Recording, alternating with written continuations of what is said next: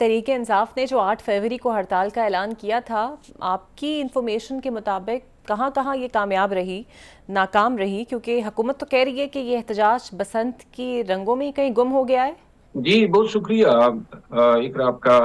पाकिस्तान तहरीक इंसाफ की 8 फरवरी के एहतजाजी काल में चूंकि बहुत सारे इबहाम थे और वर्कर्स को जो है कोई क्लियर लाएमल नहीं दिया गया था। ये नहीं बताया गया था कि पहिया जाम किस तरह होगा या शटर डाउन किस तरह होगा। तो बदी वजह जो है बलिहाज मजमूई ये हड़ताल जो है कामयाब नहीं रही है। गर्चे खैबर पख्तूनख्वा में जहां कुछ ज्यादा तवक्कुआत वाबस्ता की जा रही थी, मेरे अपने हलके में एक भी दुकान बंद नहीं हुई।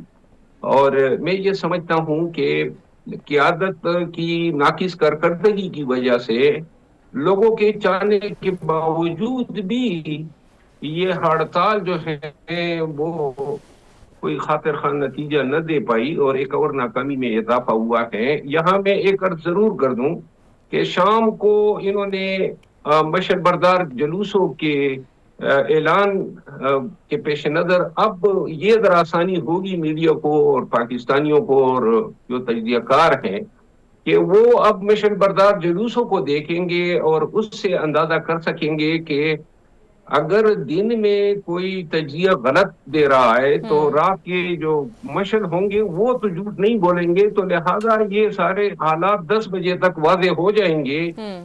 कि दिन की नाकामी अगर मशल बरदार भी ज्यादा तादाद में निकल आते हैं तो फिर भी हम इसको ओवरऑल एक कामयाब हड़ताल कह सकेंगे। बिल्कुल सही। तो सर, अब ये एहतजाज तो एक तरह से फ्लॉप ही नज़र आ रहा है। सो आपको लगता है तहरीक इंसाफ की जो इंटरनल ग्रुपिंग है, जो डिवीजन है, वो सबसे बड़ी वजह है इसके नाकाम होने की? बिल्कुल बुनियादी वजह यही है। मैं 2 माह से चीख रहा हूं कि भाई हम्म। हड़ताल का ऐलान कर दिए हैं और आपने फरिश्तों पे छोड़ दिए हैं कि इस हड़ताल को कामयाब बनाएं। खुद कोई काम, कोई पेशरफ, कोई काबिश, कोई मेहनत नजर नहीं आई। भैया जाम के लिए कोई लाएमल नहीं, शटर डाउन के लिए नहीं, मोटिवेशन के लिए कुछ भी नहीं किया। लोगों से जो है कोई डायरेक्ट रब्ता नहीं किया गया, न सोशल मीडिया पे इसके लिए कि पाकिस्तानी इस हड़ताल को कामयाब बनाए।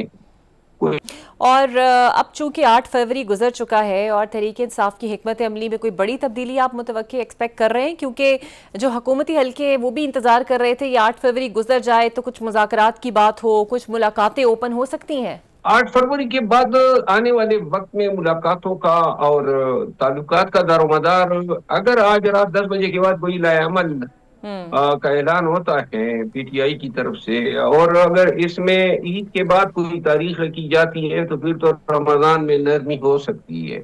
अच्छा सर, आपने ये तोशा खाना वाले हार की क्या कहानी छेड़ दी है? अभी तो जिस हार पर केस चल रहा है आपने कहा है वो अलीमा खान साहिबा के पास है। आपको ये कब और कैसे पता चला? और अब तक तो आप खामोश थे इस पर।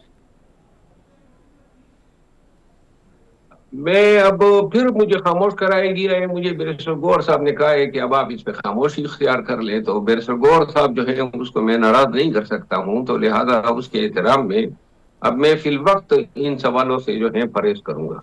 ठीक है।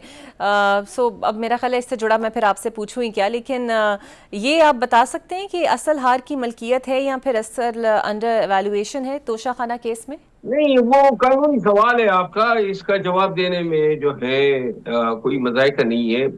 हार जो है वो इसकी वैल्यूएशन जो है वो बेसिकली बोन ऑफ कंटेंशन बनी है। ये तो मुतनाज़ा ही नहीं है कि हार जो है वो लिया गया है, तोशाखाना से लिया गया है, हम्म।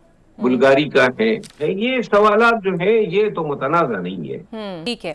अच्छा, बरवत साहब, चूंकि आपका ताल्लुक केपी से है सर, एक बड़ा पर्टिनेंट क्वेश्चन मैं आपके सामने रखना चाहूँगी। वो ये है कि ये हम जानते हैं कि अफगानिस्तान की सरजमीन बार बार इस्तेमाल हो रही है पाकिस्तान के ख़िलाफ़, और केपी में अब आईबी बेस्ड जो ऑपरेशंस हैं, इंटेलिजेंस बेस्ड ऑपरेशंस हैं, वो भी शुरू हो गए हैं।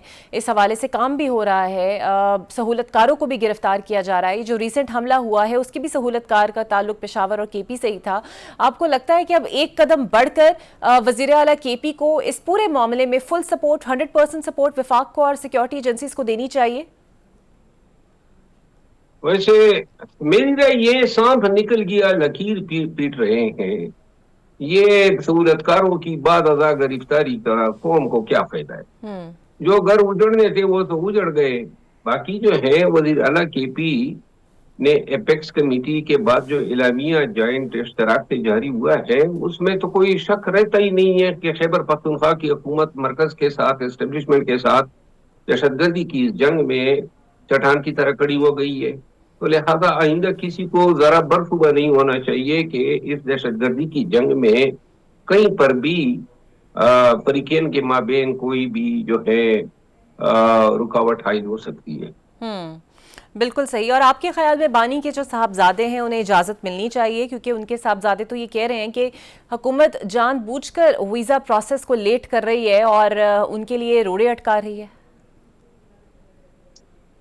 دیکھیے یہ بڑا کمپلیکس سوال ہے. بانی کے صاحبزادوں کو تو اجازت ہونی چاہیے کیونکہ ایک پاکستانی کے بیٹے ہیں نا. اور دوسری بات یہ ہے کہ اگر وہ اپنے والد صاحب سے ملنا چاہتے ہیں تو یہ ہیومینیٹیرین آسپیکٹ بھی ہے. بہت برا لگے گا کہ حکومت پاکستان جو ہے ایک قید باپ کے ساتھ ان کے بیٹوں کی ملاقات جو ہے اس میں روڑے اٹکائے.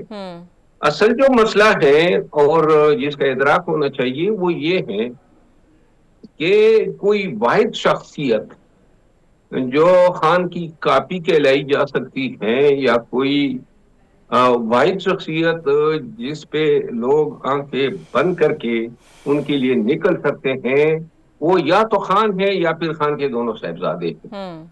تو لہذا یہ ان کا پاکستان کی سرزمین پہ قدم رکھنا جو ہے وہ بہت سارے اندیشوں کو جنم دے رہا ہے کہ اگر وہ آ گئے تو کہیں پورا پاکستان جو ہے ان کے گرد اکٹھا نہ ہو جائے. اور یہ کبھی بھی نہیں چاہیں گے حکمران کے یہ ہو جائے. اور نہ خان کا کوئی سیاسی پیروکار نہ اس کی بہنیں نہ کوئی اور جی شخصیت عوام کو اتنا اٹریکٹ کر سکتی ہیں جتنا ان کے دونوں بیٹوں میں سے کوئی ایک بیٹا. بالکل ٹھیک ہے. تو لہذا یہ بڑا ایکسپلوسیو ہوگا کہ آپ جو ہے کیونکہ اگر وہ آ گئے اور آنے کے بعد ملاقات کے بعد انہوں نے کہا جی کہ ہم باپ کے لیے کھڑے ہوتے ہیں یا لوگوں کو کال دی تو پھر روکنا لوگوں کو محال ہوگا. بالکل صحیح.